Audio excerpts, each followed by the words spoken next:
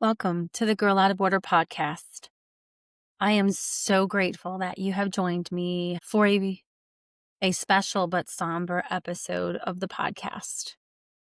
This week, we were going to be hearing from my incredible coach, Bessa Martini, and the plan was great. And I can't wait for you to tune in next week to hear from this incredible woman who has radically helped me change my life. However, given the events that took place in Utah, in the United States of America, last week, I felt compelled to come in here and speak to this community from my heart, from my gathered thoughts over the last week, and my honest self-reflection. I've had to reckon with some of my own thoughts and feelings and reactions that maybe weren't in complete alignment.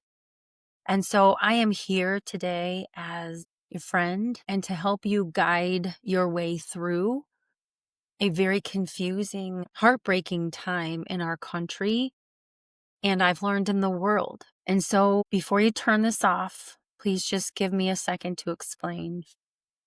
At Girl Out of Order, we have 3 pillars that I have had since the beginning of this podcast, and I am still standing firm on them. When the first one is to help women cultivate bravery, to do the identity work, to build the life of their dreams. The second one is to inspire boldness, to give women tools to go out and live their authentic lives with boldness and yet grace, so that we aren't seeking to offend or shout others down, but we're seeking to build a life that is in alignment with us, that is fulfilling and compelling and makes a positive difference in this world. And my third pillar, our third pillar, which is the one I am speaking to today, is at Girl Out of Order, we seek to build bridges among all women. It doesn't matter if you are my assistant in the Philippines or if you are Maori women in the tribes of New Zealand. I may have said that wrong, but it doesn't matter where you are, what age you are, how you vote, how you believe, how you worship, who you love. It doesn't matter because we're all women. And we have so much more in common than we ever should allow to separate us. And this last week, I have been so profoundly disappointed in the human race on so many levels. And I have found incredible points of light and inspiration and reflection, even within my own heart. And so I'm showing up here today to speak to this community, to speak to what Girl Out of Order stands for, which is a tribe of women who are fully embracing their unique selves and no longer contorting themselves to fit a mold they were never designed for, to go out into this world, to live with boldness, but to live with love and acceptance and kindness and grace, to listen without judgment, to not shout others down, to not take joy and delight in others' suffering no matter what. And so I'm calling this episode today, Period. And I chose that one word title because so much of what I've heard over this last week is making broad, beautiful statements of love and condemnation for this act of violence that we all witnessed, but then following it up with the but. Or the even though. When we are faced with evil, our response should be never, ever, ever tolerating it, period. There should be no qualifications. There should be no justifications. There should be no follow-up that lacks sensitivity, that seeks to do whataboutism, that seeks to say, yeah, but he did do this and he did say that. It doesn't even freaking matter right now, because as we sit here today, I feel like the world has shifted. I am not here to speak to Charlie Kirk's beliefs. I am not here to speak to Charlie Kirk's the man. I am not here to speak to Charlie Kirk's messages. I am Switzerland on all of that, with one exception. And that exception is I believe so fervently and passionately about the right to have freedom of speech and freedom to live as you feel called to live. Hear me loud and clear. That does not mean that you have the freedom to hurt another human being with either your words or your deeds. Sisters, I do not want to live in a world where we have to temper our thoughts, where we have to dim our lights, where we have to be quieter or live more circumspect, or as they used to tell me in the church, you need to be a more gentle and quiet spirit. Damn it, that is not who I am. That is not what I am called to be. And I have to speak loud and clear that if we have a world where you have to be afraid of being killed or canceled or fired for speaking your truth, I don't want that kind of world. Not for me and not for my daughters and my grandchildren, the legacy that I want to leave for this world. I am here this week to speak to that woman with a conflicted heart. You see, let me give you some context. I have been on every side of the political spectrum as a woman, from my youth to my college years to my law school years to my early marrieds to, somewhere in between, and where I find myself now and what those specifics are completely irrelevant for the purpose of this conversation. But let me tell you, there isn't a perspective that I don't understand. There isn't a belief that I haven't felt. There isn't an issue I haven't been on all of the sides of in just my 54 years. And I understand the visceral gut feelings about passion and justice, because as you know, if you've known me for more than 5 seconds, you know I am passionate about justice. I am passionate about fairness. And I don't want to live in a world where either is absent. I started Girl Out of Order because I was exhausted. I was so tired of shaving off my edges and chiseling down my swerves and curves so that others would feel more comfortable, or trying to fit a mold that I thought, well, maybe this is the one. I'm watching my daughters figure that out. Who am I? What do I want? What do I need? What do I desire? What do I love? What do I hate? And so it's okay to do some of that investigation, but it's never okay to chisel your edges of who you know you are so that you can fit in. That's why I chose the subtitle, Not Fitting In is the Perfect Fit. And choosing a path of not fitting in can be fraught with fear, with loneliness, and sometimes it can endanger you. Lord, I hope it never endangers you or me to the level of what happened on that college campus in Utah this last week. However, when evil strikes, good must rise. When evil rears its head, good must roar like a lion and drown it out. And that means that all of our differences, all of our disagreements need to be blurred in the background like a goofy zoom screen. The background, it should be blurred. And what we have in common, our humanity, our love, our sense of right and wrong, should be binding us together like it did on 9/12/2001, when, even if it was fleeting, when Americans came together and they sang on the steps of that Capitol, and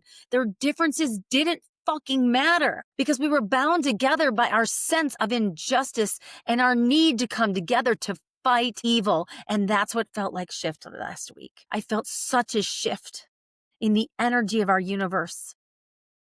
And it wasn't because a man lost his life. It wasn't because an assassin inflicted evil on a father and a husband speaking his mind. It had almost nothing to do with it, except it was the catalyst to reveal the human heart. And what I saw and what I read and what I witnessed broke mine. I don't want to live in a world where anyone is gleeful in the aftermath of an assassination. I know it always happened, but the boldness with which people put it out there shook me to my. And so I'm here to call us to a higher standard.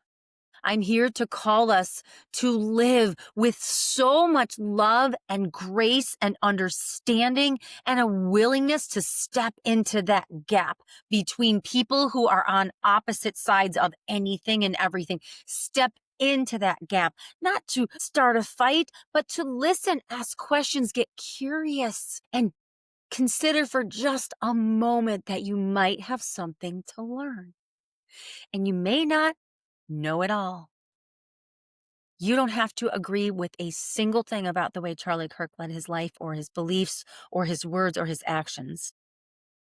But there should be such a common bond of humanity that it stops you in your tracks and makes you go, I got to check myself. It is not the time to say, yeah, well, he was shot in the neck in public for the whole world to see, but the flags weren't lowered half-staff for the Minnesota lawmakers. So there's that. You might have a point that the flags maybe should have been lowered at half-staff for the assassinated Minnesota lawmakers, but that's not the time or the place. And all it does is diminish the horror and the evil that just happened on full display in front of thousands of young people who will never be the same, who will have trauma to carry with them for the rest of their life. I just sent two of my youngest two daughters off to college, and they could have been in that audience. Think about this for just a second. What if he'd missed? Do any of you believe he would have stopped shooting? Do any of you believe he would have just said, oh, well, or would he have continued to shoot until he killed even more innocent people like my daughters? Just because he was a sharpshooter doesn't mean that those kids didn't dodge death, because they did. And for what? Because they came out to a college event out of curiosity. Curiosity has been my number one value in 2025, and it has changed me from the core. It has altered me as a woman, as a wife, as a mother, as a friend, as a daughter, as a sister. It has just changed me because I'm asking questions in ways I never have, because I am living every day with curiosity. I'm looking in the mirror and I'm getting curious about myself, and I'm saying, could I be this? Could I step in to that description of myself that I was always felt foreign? I had a friend of mine say, I want you to repeat that you are statuesque and stunning. It felt really awkward and weird, but I thought to myself, hey, could I be statuesque and stunning? That might seem like a weird example in the context of what we're talking about, but it's completely applicable, and here's why. Because it's about the mindset of curiosity. It's about approaching life asking beautiful questions, asking questions that open up conversations. And that's what Charlie Kirk did. You may not agree with the questions he asked or the answers he gave, but he asked questions, and he wasn't afraid to talk to people that hated him. People that were so angry at him. He sat down with them and he listened and he asked questions. And he answered questions that were very uncomfortable.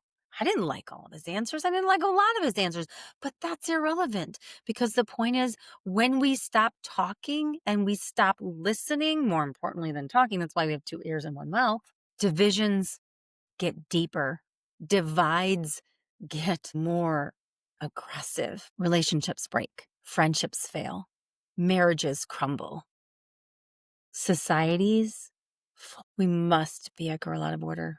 You must be a girl out of order in this moment. In this moment, stand for humanity. I started off by saying I was so deeply disappointed in so much this week, but let me tell you, there's been so many incredible bright spots. And that's where I want to leave this before we close up on this short podcast today. And I've got some calls to action for you. I was talking with my assistant in the Philippines, and I was telling her, hey, I just couldn't really be on social media this week. I couldn't post my empty nest quest. I just couldn't walk, talk, breathe, work, think as if nothing had changed, because it felt like everything had.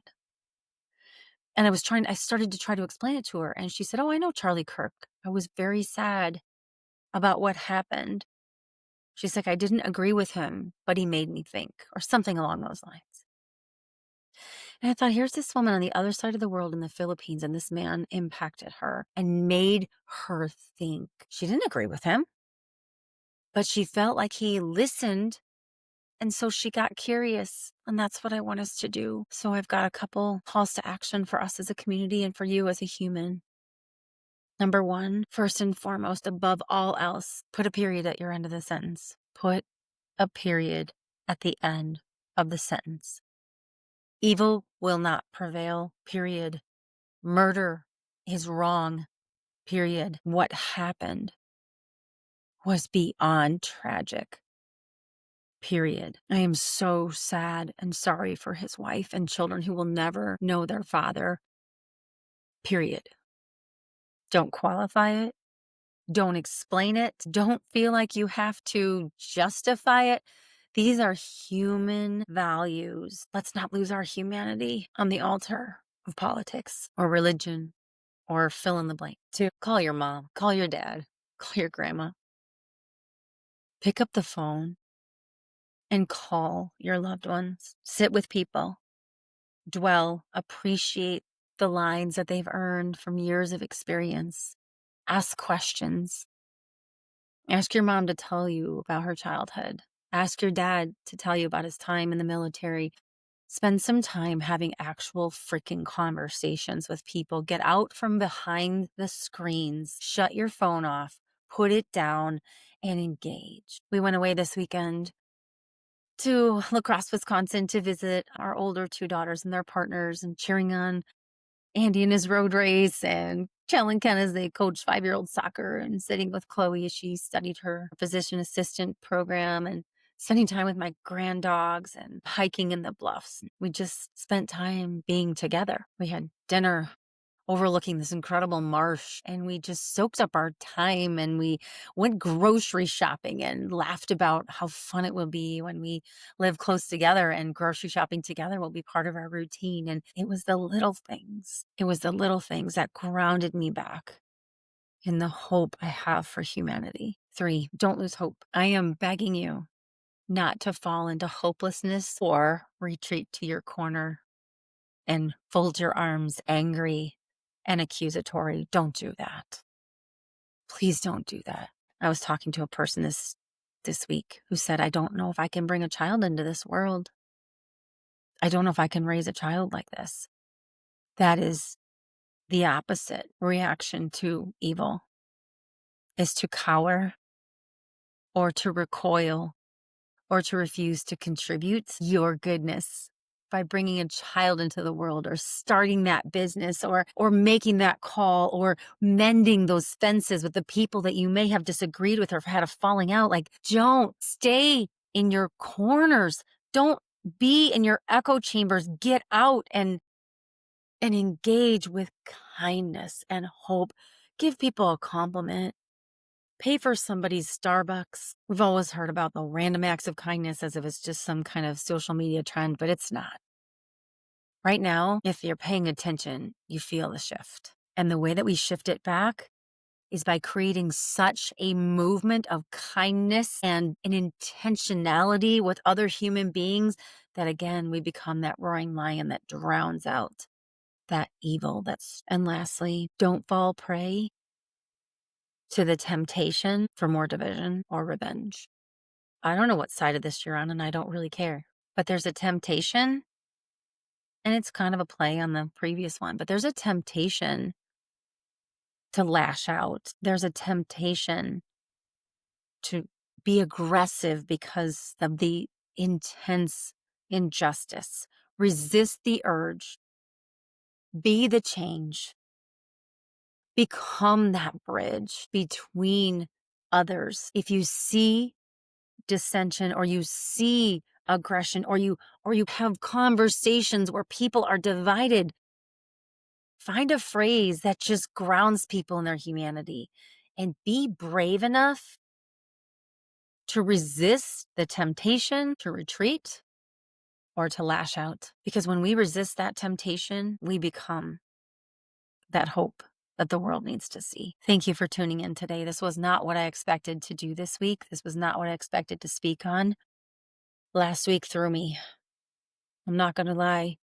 Last week really changed something inside me, and it woke me up to the need to speak louder about being a bridge builder. In my immediate reactions, I had some knee-jerk responses to a couple people that I regret. And I say that because they weren't meant to harm, but I went into self-protection because I was so confused and upset by the responses. But I take full responsibility for not sowing peace, for not building a bridge, and I am going to mend those fences this week. I'm going to take that action to reach out to those people and own my part in it and strike up a conversation, if they're willing, that will be led with curiosity, listening, and most importantly, grace. Go out and be the change that this world desperately needs. Don't lose heart.